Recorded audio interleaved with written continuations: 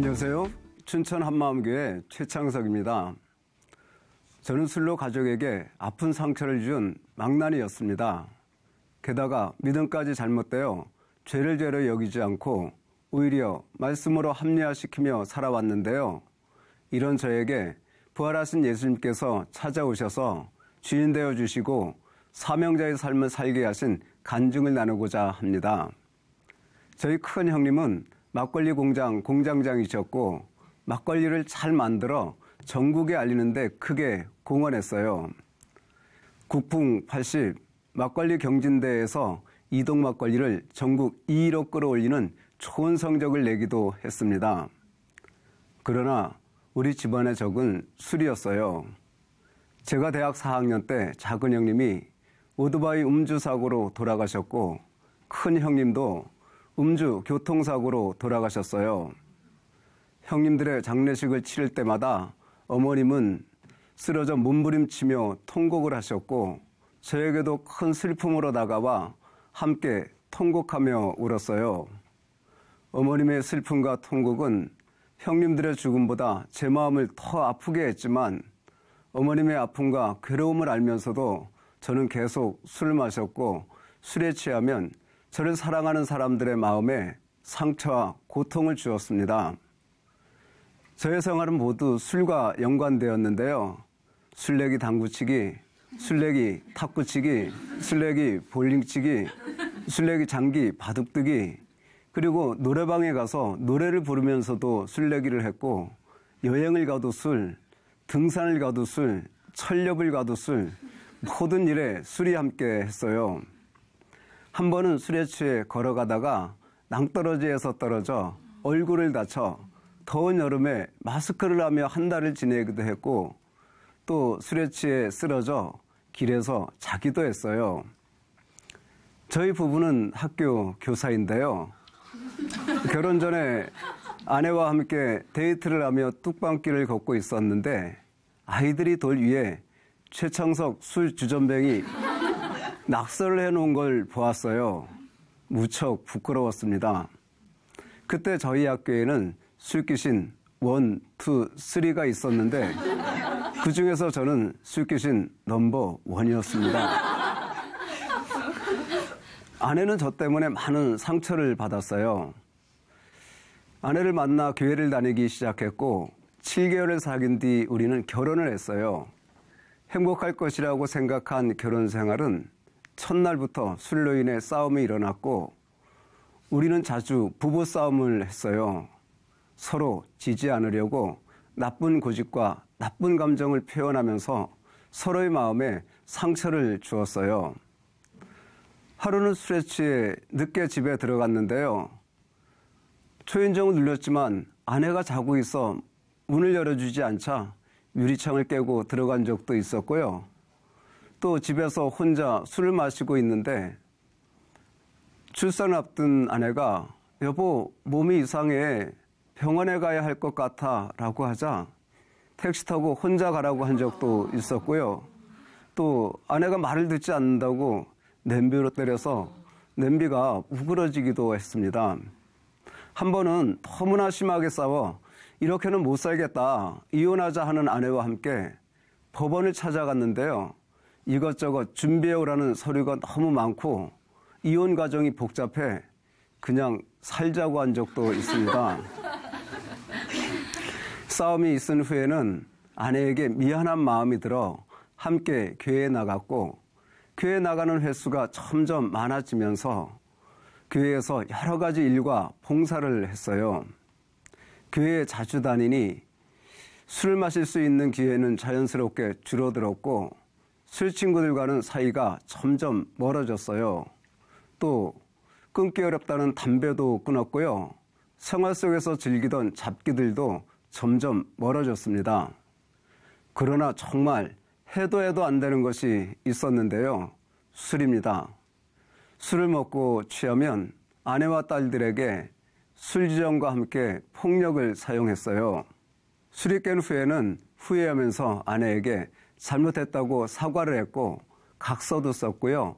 빌기도 했어요. 그리고 마음속으로 다시는 그렇게 하지 않겠다고 수없이 다짐을 했습니다. 하지만 저의 생활은 다람쥐 쳇바퀴 돌듯 했어요. 애쓰며 잘 참고 생활하다가도 아내가 다른 사람과 비교하면서 잔소리로 감정을 상하게 할 때면 분이 나서 화를 내며 술을 마셨고, 술에 취해 술주정과 함께 주폭을 폭발시켜 모든 노력을 한 방에 날려버렸습니다. 결국 저의 노력은 바닷물에 쓸려 무너지는 모래성처럼 허무하게 무너지고 말았어요. 어느 날 아내가 여름 수련회에 가야 한다고 하자 안 돼, 가지마 했는데 그냥 가버리는 거예요. 걷잡을 수 없는 화가 일어났어요. 더 이상 아내와 함께 못 살겠다는 생각에 사로잡혀 3박 4일 동안 아내가 돌아오기만을 기다리며 이혼할 생각을 했습니다. 수련회에서 아내가 돌아오자마자 가지 말라고 했는데도 간 것에 대한 분함과 불만은 참을 수 없는 분노로 터져버렸고, 또다시 술을 먹고 술에 취해 다시는 하지 않겠다고 맹세와 다짐을 했던 주폭을 폭발시키고 말았어요. 이 와중에 저는 모든 것을 파괴시키고 모든 것을 끝내버리려는 제 마음의 중심을 보았어요. 아내를 때리고도 악감을 품고 있는 악한 마음과 아내와 딸 모두 다 버리고 이혼하려는 악한 모습을 보면서 이런 내가 막이구나 싶었습니다. 저희 마음은 하나님 앞에 다 무너졌어요. 저는 모든 것을 내려놓게 되면서 아내에게 함께 예배를 드리러 가겠다고 약속을 했어요. 교회에 가니 낯설고 부담스러웠지만 내 생각, 내 감정, 내 느낌 모든 것을 다 내려놓고 말씀을 들었어요. 주일 예배 때 너희가 십자가에 못 박은 이 예수를 하나님이 주와 그리스도가 되게 하셨다는 말씀을 듣고 지금까지 내가 쌓아왔던 모든 것이 다 무너졌습니다. 교회를 다니면서도 화가 나면 술을 마셨던 것은 삶의 주인이 저라는 증거였고, 마음의 주인이 저 자신이면서도 예수님을 주라 믿고 있었던 잘못된 믿음의 확실한 증거였어요. 이 사실 앞에 저는 어쩔 줄 몰랐어요. 제 삶의 주인은 바로 저였던 겁니다. 하나님께서 예수님을 주와 그리스도가 되게 하셨는데 저는 오직 저만 믿고 살아왔던 거예요. 내가 원하는 대로 내 마음대로 살아온 진노의 자식이었습니다. 어찌할꼬 하는 탄식이 나왔어요. 그 후 충격적인 마음의 변화가 일어났는데요. 내가 주인된 삶이 엄청난 죄라는 것을 알게 되면서 지금까지 가장 확실하게 믿고 있었던 죄사함이 흔들렸습니다. 특히 그리스도께서 다시 사신 것이 없으면 너희의 믿음도 헛되고 너희가 여전히 죄 가운데 있을 것이요 라는 말씀 앞에 내가 믿어온 죄사함이 십자가에 머물러 있는 믿음인 것을 알게 되었어요. 지금까지 저는 죄사함의 원리만 믿었던 겁니다. 그런데 성경을 통해 부활이 없으면 죄사함도 없다는 말씀을 보면서 너무나 큰 충격을 받았어요. 저는 하나님 말씀 앞에 잘못 믿어온 죄사함의 원리를 다 내려놓고 간절한 마음으로 하나님께 엎드렸습니다. 어느 날 목사님 영상 설교 말씀을 듣고 있는데 전능자가 이 땅에 오셨다 가셨는데 그냥 가셨겠습니까? 모든 사람이 믿을 만한 증거를 남겨두고 가셨지요. 부활입니다. 큰 소리로 선포하시는 말씀이 제 마음에 들렸어요. 예수님의 부활을 증거를 통해 믿을 수 있다는 말씀 앞에 저는 부활의 증거를 찾기 시작했어요. 너무나 많은 증거가 있었습니다. 예수님께서 부활하신 후 40일 동안 이 땅에 계시면서 마리아와 제자들에게 여러 번 나타나셨고 500여 형제에게도 보이시면서 많은 부활의 증인들을 세우셨어요. 예수님께서 제자들을 찾아가 손의 못자국과 옆구리 창자국을 보여주시고 음식도 함께 드셨어요. 또 직접 만지게도 하시고 대화도 하시면서 제자들이 믿을 수 있게 해 주셨어요. 특히 사복음서에 나오는 시체가 없어진 빈 무덤은 정말 놀라웠습니다. 예수님의 시체가 없어지자 유대인들은 예수님의 시체를 제자들이 훔쳐갔다고 거짓말을 했어요. 세상에 어떤 도둑이 도둑질하는 마당에 시간도 없었을 텐데 세머프와 수건을 벗겨서 잘 개서 따로 놓은 후 시체만 훔쳐갔을까요? 그것도 온몸이 피와 진물로 범벅이 된 시체를 말입니다. 세상 어디에도 이런 도둑은 단 한 사람도 없다는 생각이 들면서 빈 무덤은 예수님께서 부활하신 확실한 증거라는 생각을 했어요. 예수님의 부활 사건, 이것은 신화가 아니라 꾸며낸 이야기가 아니라 역사에 기록된 사실이고 사도행전 말씀처럼 하나님께서 주신 모든 사람이 믿을 만한 확실한 증거라는 것을 알게 되니 부활이 그대로 믿어졌습니다. 부활이 사실로 믿어지니 예수님은 바로 구약에 예언된 전능하신 하나님이셨습니다. 너무나 놀라웠어요. 성경 예언대로 하나님이 사람의 몸을 입고 이 땅에 직접 오신 분, 성경대로 죽으시고 성경대로 부활하셔서 우리의 모든 죄를 사하신 분, 부활승천하셔서 하나님 우편에 앉아 주와 그리스도가 되신 분, 영원히 통치하시고 영원히 죽지 않으실 분, 그분은 하나님이셨습니다. 아멘. 부활이 믿어지고 부활하신 예수님이 하나님이신 것을 믿게 되니 부활을 가려놓은 마귀가 정말 미웠어요. 예수님을 주인으로 믿지 않고 내가 주인 되어 살아온 내 자신이 정말 미웠어요. 세상을 사랑치 말라고 하신 하나님의 마음을 배반하고 세상의 유혹에 빠져 술로 문제를 풀려고 했던 어리석은 마음이 정말 미웠어요. 예수님을 대적한 내가 정말 미워지니 회개가 되었습니다. 하나님, 제가 잘못했습니다. 지금까지 예수님을 믿지 않고 내가 주인 되어 살아왔습니다. 하나님을 배반하여 죽어 마땅한 이 죄인을 용서해 주세요. 하나님께 눈물로 회개를 했어요. 그때 볼지어다 내가 문 밖에 서서 두드리노니 누구든지 내 음성을 듣고 문을 열면 내가 그에게로 들어가 그로 더불어 먹고 그는 나로 더불어 먹으리라는 말씀이 기억나면서 내 앞에 계신 부활하신 예수님을 나의 주 나의 하나님으로 영접했습니다. 네. 부활하신 예수님을 영접하니 제 마음은 큰 기쁨과 고마움으로 가득 찼어요. 하나님 아버지, 내가 주인 되어 예수님의 보좌를 차지한 이 악한 반역자를 위해 독생자 예수님을 내어주시고 저의 죄를 씻어주신 사랑 고맙습니다. 예수님, 저의 주인으로 통치자가 되어주신 은혜 감사합니다. 교회 공동체를 선물로 주시고 지체들과 연합시켜 하나 되게 하여 하늘 가족 삼아주신 은혜 하나님 아버지 감사합니다. 감사의 기도를 드렸어요. 부활하신 예수님을 영접하니 내가 주인된 삶에서 예수님이 주인된 삶으로 옮겨주셨는데요. 정말 놀라운 삶의 변화가 나타났습니다. 아내와 그 지긋지긋한 부부싸움이 끝이 났어요. 하나님께서 부부는 한 몸이라고 하셨는데 주인이 들을 때는 서로 자기가 옳다고 하며 서로에게 상처를 주었는데요.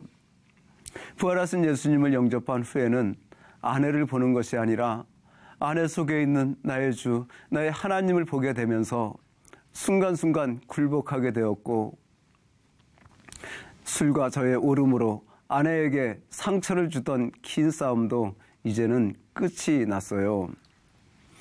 저는 아내에게 미안하다고 진심으로 사과를 했어요.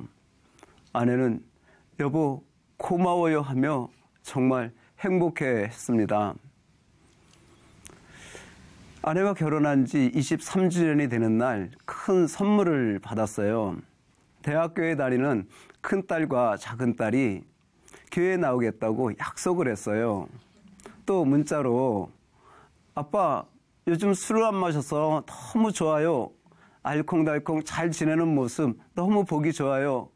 엄마 아빠 결혼 축하해요. 사랑해요. 라고 메시지를 보내왔는데 정말 행복했어요.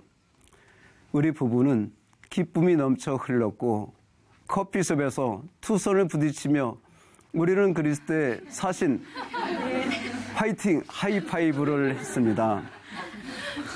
이날은 부활하신 예수님으로 큰 기쁨을 누린 감동적인 결혼기념일이 되었어요. 부활하신 예수님을 나의 주 나의 하나님으로 영접하니 그 끈질기게 쫓아다니던 술과의 악연도 끝이 났어요. 한 번은 회식 자리가 있었는데 자연스럽게 술이 나오고 술잔이 오고 가는 겁니다. 저는 교회를 다니고 부활하신 예수님을 영접한 후에는 술 마실 수 없는 사람이 되었다고 하니 이제는 회식 문화도 바뀌어야 된다며 모두들 기뻐하시며 술 대신 물을 주었습니다. 하루는 우리 학교에 내성적인 학생이 저를 찾아와 만나고 싶다고 하여 아내와 함께 만나 부활하신 예수님을 전했는데 내성적인 학생이 말씀 앞에 마음과 입을 여는 것을 보면서 부활이면 다 된다는 소망을 갖게 되었어요.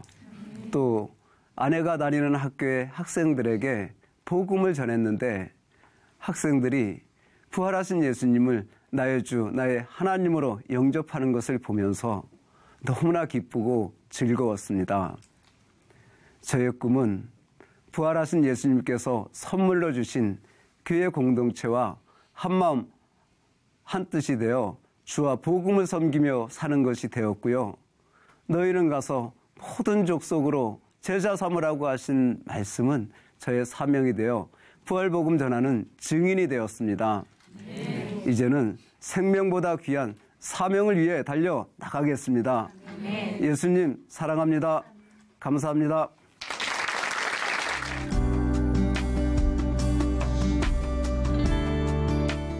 안녕하세요. 춘천 한마음교회 강혜원입니다. 술 먹고 늦게 들어오시는 아빠, 화가 나시면 돌변하는 무서운 엄마, 다혈질 언니, 철부지 동생. 저는 이렇게 제 기준에서 어긋나도 한참 어긋나는 가족들 사이에서 상처로 눌리고 포로된 삶을 살았는데요. 부활하신 예수님을 만나 가족 전체가 변화되고 모든 상처가 치유되었습니다. 우리 가족을 복음으로 하나 되게 해주신 하나님의 은혜를 나누고자 합니다. 저는 굉장히 엄하신 부모님 밑에서 세자매 중 쌍둥이 둘째로 태어났어요. 우리 집은 겉으로 보기에는 문제없는 평범한 가정이었는데요. 속을 들여다보면 전혀 그렇지 않았습니다. 아빠는 술과 친구를 굉장히 좋아하셨는데요. 하루 저녁에 소주를 40병씩 드시곤 하셨고 지인분들에게 보증을 서주시곤 하셨어요. 그러다 보니 빚은 점점 늘어만 갔고 가정 형편 또한 어려워져만 갔습니다. 하지만 아빠는 변함이 없으셨어요. 여전히 매일 새벽 일찍 나가셔서 술을 드시곤 새벽 늦게 들어오셨고 자라면서 아빠의 얼굴을 볼 수가 없었죠. 그러면서 아빠로 인해 부모님의 다툼은 잦아져 갔는데요. 거의 일방적으로 엄마가 아빠에게 화를 내셨어요. 소리를 지르시는 것은 기본이었고 전화를 하다가 욕을 하시며 전화기를 던지기도 하셨습니다. 그 여파는 그대로 저와 언니에게 돌아왔는데요. 그러다 보니 자라면서 칭찬을 받은 날보다 혼이 나고 야단을 맞은 날이 훨씬 많았습니다. 살면서 엄마로부터 정말 많이 들은 말이 있는데요. 그건 바로 우리 딸들은 시키면 뭐라 제대로 하는 게 없어. 누구는 공부도 잘하고 자기 할 일도 알아서 잘하는데 우리 딸들은 누굴 닮아서 이러는지 몰라? 하는 짜증 섞인 비교하는 말들이었어요. 공부를 잘하는 친구, 착한 친구, 예의 바른 친구 모두가 저희의 비교대상이었습니다. 저도 나가면 나름 칭찬받고 다녔는데 집에만 오면 혼나니까 진짜 자존심이 상했어요. 남들 받아보는 칭찬에 반만큼이라도 받아보고 싶더라고요. 게다가 엄마의 기준치에 못 미치거나 엄마의 신경을 건드리면 몽둥이가 날아왔는데요. 언니랑 싸울 때, 그리고 성적표가 나올 때면 허벅지가 빨개지고 멍이 들고 가끔은 걷기가 힘들 정도로 때리셨어요. 그러다 보니 저희를 때리다가 부러진 몽둥이도 수없이 많았고요. 정말 손이 발이 되도록 빌어야만 멈추셨습니다. 그런 부모님 밑에서 자란 저와 언니의 성격도 날이 갈수록 예민해져만 갔어요. 그 중에서도 사춘기 시절 인간관계 문제로 힘들어하던 언니의 성격은 날로 까칠해져만 갔고 겉으로 표출되기 시작했습니다. 하루는 앞집 남자애가 집에 놀러와선 배가 고프다고 하길래 언니가 라면을 끓여줬어요. 그런데 기껏 끓여줬더니 짜증을 내면서 라면 싫다고 안 먹겠다고 하는 거예요. 그 말에 화가 난 언니는 야! 하면서 밥상을 뒤엎었고 그 아이는 놀라 울면서 집으로 도망을 갔습니다. 그러고도 언니는 화가 풀리지 않았는지 소파에 앉아 씩씩댔어요. 어쩔 수 없이 저와 동생이 바닥에 뒹굴고 있는 라면의 흔적과 그릇들을 치워야 했는데요. 미안한 기색 하나 보이지 않는 언니를 보는데 너무 화가 나는 거예요. 아니, 내가 없지도 않은 걸 왜 내가 치우고 있어? 생각할수록 짜증이 나더라고요. 또 한 번은 언니랑 싸우는데 언니가 제가 예전에 했던 실수들까지 다 끄집어내면서 트집을 잡기 시작하는 거예요. 저는 이미 끝난 것을 가지고 왜 그러냐고 반박을 했지만 전혀 먹히질 않았어요. 게다가 동생도 옆에서 맞아, 언니 예전에도 안 그런다고 했는데 오늘 또 그러고 있잖아 하면서 말을 거드는데 저는 인내심이 한계에 다다르면서 폭발해버렸어요. 온갖 욕을 하며 울며 소리를 지르다가 그대로 집을 뛰쳐나가 버렸습니다. 생각이 복잡해지면서 모든 것에 회의감이 들기 시작했어요. 내가 여기 있어서 뭐하나. 엄마는 맨날 화내고 언니는 맨날 종부리 짓하고 나는 정말 필요없는 존재란 생각이 들면서 거리를 방황했어요. 너무 화가 났어요. 내가 당한 것을 그대로 갚아주고 싶었어요. 그래서 집으로 돌아가 가족들을 다 무시해버렸고 다음날 새벽에 혼자 학교를 가버렸습니다. 진짜 마음에 드는 게 하나도 없었어요. 저는 가족은 있는 모습 그대로 받아주고 이해해주고 사랑으로 품어주는 것이라 생각했는데 우리 가족은 아니었습니다. 가족에 대한 모든 신뢰가 깨져버렸어요. 아빠의 권위를 인정하지 않았고 엄마의 말은 한 귀로 듣고 한 귀로 흘려버렸어요. 언니는 말할 것도 없었죠. 특히 언니에 대한 불만은 겉으로 드러나기 시작했는데요. 막말이 나가는 것은 예산일이었고 화가 난다고 방문을 쾅쾅 닫고 들어가거나 손에 들고 있는 물건을 던지기도 했어요. 대화도 없고 언제 어디로 터질지 모르는 불안한 상황에 서로에 대한 신뢰라고는 눈꼽만큼도 찾아볼 수 없는 가족들을 보면 불평불만밖에는 나오지 않았습니다. 그때부터 모든 것을 가족들 탓으로 돌리기 시작했어요. 엄마께서 우리 딸들은 왜 이렇게 자신감이 없어? 라고 말씀하실 때면 엄마 때문이지 누구를 탓해? 내가 왜 이렇게 됐는데? 이런 생각이 들면서 짜증과 함께 분노가 치밀어 올랐어요. 소심하고 자존감 낮고 다른 사람들에게 내 마음 하나 속 시원히 털어놓지 못하는 성격이 된 것도 다 엄마와 언니 때문이라고 생각했어요. 가장 가까운 가족들에게서 인정받지 못한다는 것, 사랑받지 못한다는 것은 정말 비참했어요. 진짜 제가 아무짝에도 쓸모없는 사람 같고 할 줄 아는 것도 하나 없는 무능한 사람 같았어요. 사랑받을 자격이 없는 사람이라고 생각했어요. 그런 생각이 강해질수록 저 스스로에 대한 애착도 자신감도 없어져 갔습니다. 그때부터 가족들에게 마음을 닫고 입을 닫아버렸어요. 속마음을 그 어떤 누구에게도 털어놓지 않았어요. 제가 무엇 때문에 힘들어하며 고민하는지 어느 누구도 이해해주지 않을 것 같았거든요. 그럴수록 제 성격은 점점 우울해져만 갔고 제 생각에 갇혀 지내는 시간들만 늘어갔습니다. 정말 사랑받고 싶었어요. 무시당하고 싶지 않았고 제가 노력하는 만큼 관심도 받고 싶었어요. 그래서 학교에서는 집에서 하는 다른 모습으로 가면을 쓰고 다녔는데요. 항상 밝게 웃고 다니고 뭐든지 열심히 했어요. 그렇게 활발한 아이, 잘 웃는 아이로 제 안에 있는 우울함과 낮은 자존감을 가리고 살았습니다. 그랬더니 선생님들도 친구들도 인정해주며 정말 잘해주셨어요. 자연히 집에 있는 시간보다 친구들과 밖에 나가 노는 시간이 더 많아졌어요. 그런데 제가 중학교 2학년이 되는 해부터 부모님이 변하기 시작하셨어요. 어느 날 엄마께서 한마음교회에 다녀오셨는데요. 그곳에서 부활하신 예수님을 믿게 되면서 말 한마디에도 예민하게 반응하시던 분이 짜증 한 번 안 내시고 모든 일에 참으시는 거예요. 게다가 그렇게 원망하셨던 아빠를 위해 매일 기도하기 시작하셨어요. 결국 엄마의 기도 끝에 아빠도 예수님을 믿게 되셨는데요. 아빠의 변화는 정말 놀라웠어요. 하루아침에 술을 끊으시더니 어느 날부터 집에 일찍 들어오시는 거예요. 게다가 쉬는 날이면 아침부터 딸, 우리 어디 놀러 갈까? 저기 갈래? 하시는데 처음엔 적응이 안 되더라고요. 저러다 또 언제 변할지 몰라 하는 생각에 경계만 되었어요. 하지만 제 생각과는 달리 부모님께서는 우리를 존중해주기 시작하셨고 오히려 엇나가는 저희를 사랑으로 품어주기 시작하셨어요. 그렇게 부모님께서 먼저 마음을 열고 다가오시니 제 마음도 조금씩 열리기 시작했어요. 부모님을 따라 중학교 2학년 때부터 한마음교회를 다니면서 수많은 사람들이 강대상에서 간증하는 모습을 봤는데요.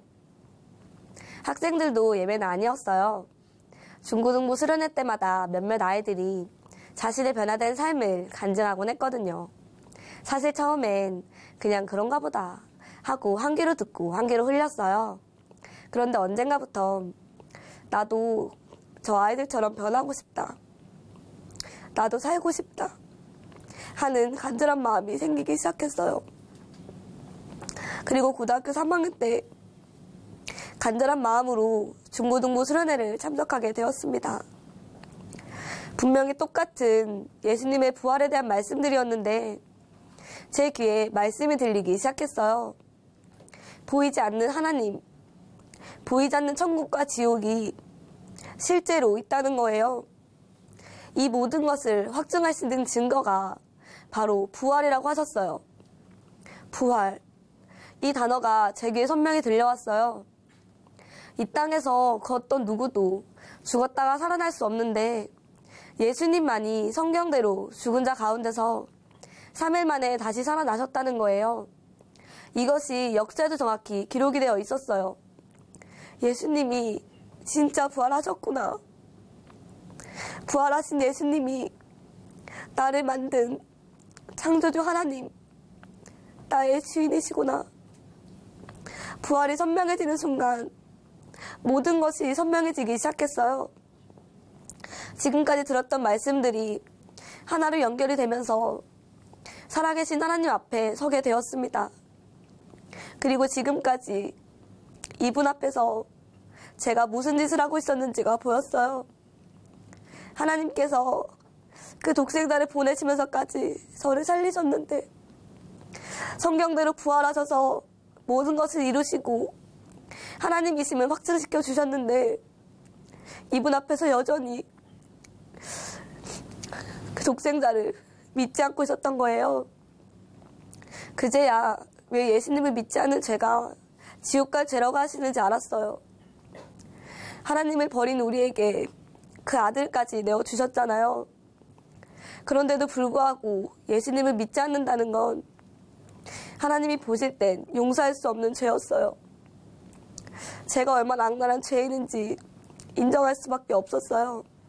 충격이었어요. 그대로 엎드러져 회개할 수밖에 없었습니다. 하나님, 죄송해요. 정말 죄송해요.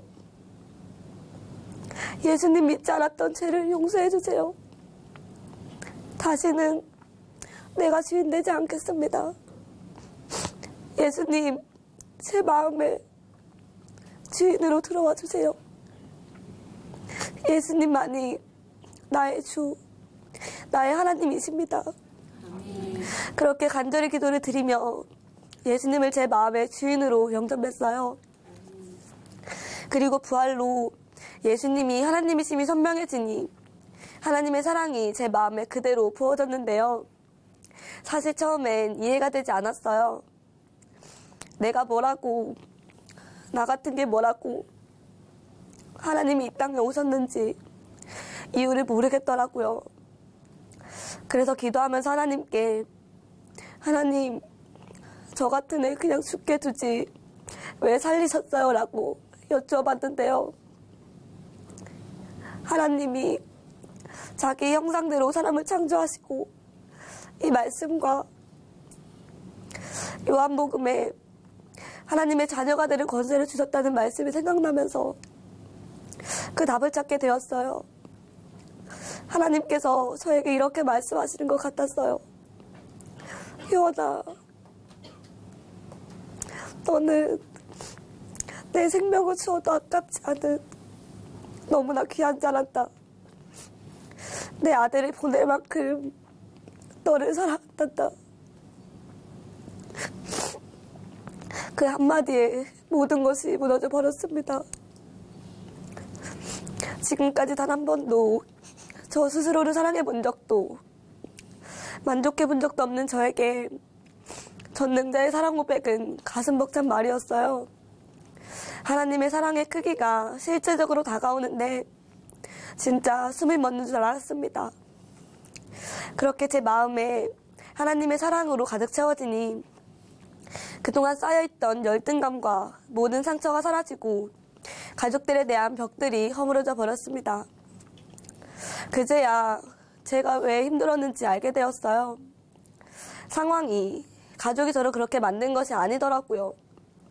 예수님을 믿지 않고 내가 주인 되어 하나님과 상관없이 살았기 때문에 힘들었던 거였어요.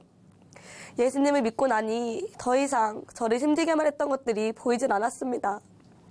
오히려 예수님을 주인으로 믿은 감격이 그대로 저를 덮어버렸어요. 예전에는 나만 힘든 것 같고 나를 힘들게 하는 언니가 너무 싫어서 돌아볼 생각도 하지 않았는데요.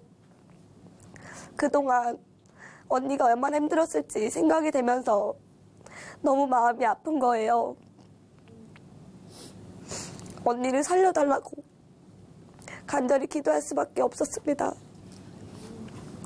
감사하게도 하나님께서는 그 기도에 응답해 주셨어요. 새벽까지 이어진 말씀교제 끝에 언니도 부활하신 예수님을 주인으로 믿게 되었는데요. 시한폭탄 같았던 언니의 성격이 하루아침에 온순해지면서 집안에는 드디어 평화가 찾아왔어요.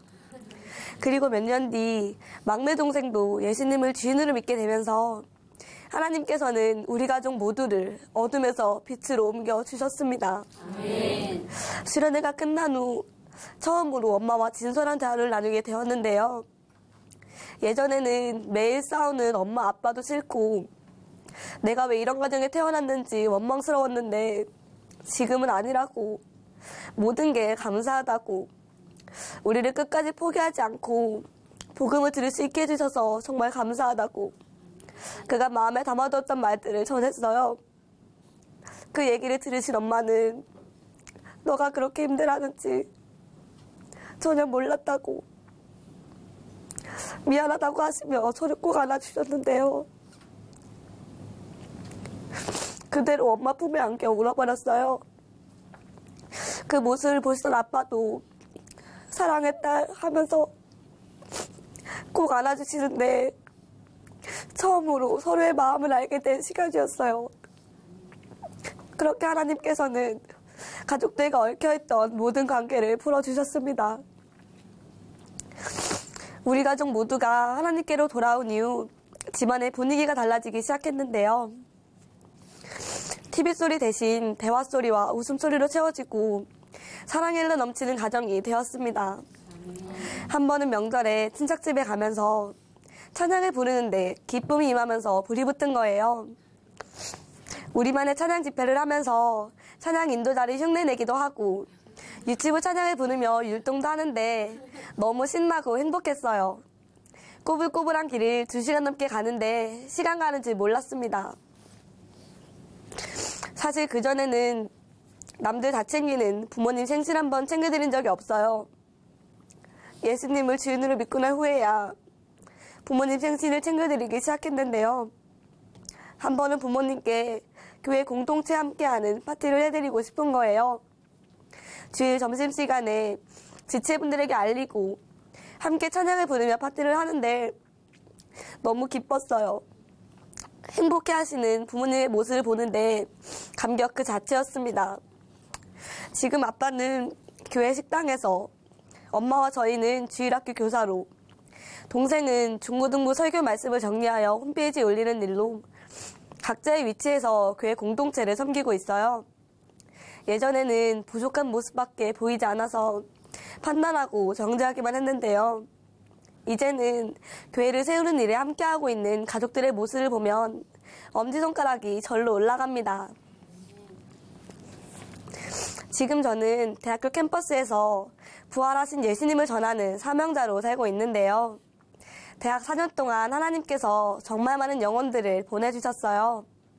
하루는 친구들 사이에서 생긴 오해로 힘들어하는 과 동기가 저를 찾아온 거예요. 너무 힘든데 어떻게 할지 모르겠다고 상담을 요청하길래 모든 문제의 답이신 부활하신 예수님을 전했어요. 그 친구와는 1년 동안 복음으로 교제를 했고요. 예수님을 주인으로 영접하면서 저의 가장 귀한 동력자가 되었습니다. 또 한 번은 중학생 멘토링을 한 적이 있었어요. 아이들 중에 편부모 가정에서 자라서인지 외로움을 많이 타는 아이가 있었는데요. 어머니와 살지만 어머니와도 소통이 잘 되지 않는 상황이었어요. 그 얘기를 듣는데 이 아이가 얼마나 힘들었을지 생각이 되니 복음을 전하지 않을 수 없었어요. 예수님이 진짜 부활하셨다고, 부활하신 예수님이 하나님이시며 너의 주인이시라고, 예수님을 믿지 않기 때문에 너가 힘든 것이라고 전했어요. 복음을 들은 아이는 예수님을 주인으로 영접했고요. 예수님이 자신의 주인이라고 고백하는 아이를 보는데 너무나 귀하더라고요. 뿐만 아니라 하나님께서는 하나님의 사명자들을 양육할 수 있는 기회도 주셨는데요. 지금 저는 교회에서 운영하는 대학생 기숙사 한 곳을 맡아 일꾼으로 영혼들을 섬기고 있어요. 양육을 하면서 하나님께서는 주변 영혼들을 돌아보며 마음을 함께 할 수 있게 해주셨어요. 예전에 우리 가족은 함께 살지만 자기의 문제에만 갇혀 서로를 이해하지 못하고 상처만 주던 가정이었는데요. 부활하신 예수님을 만나 사랑이 흘러 넘치는 가정, 이 세상에서 가장 화목한 가정이 되었습니다. 엄마를 통해 가정의 복음의 문을 열어주시고 복음으로 우리 가족을 하나 되게 해주신 하나님께 모든 영광을 올려드립니다. 복음이면 충분합니다. 감사합니다.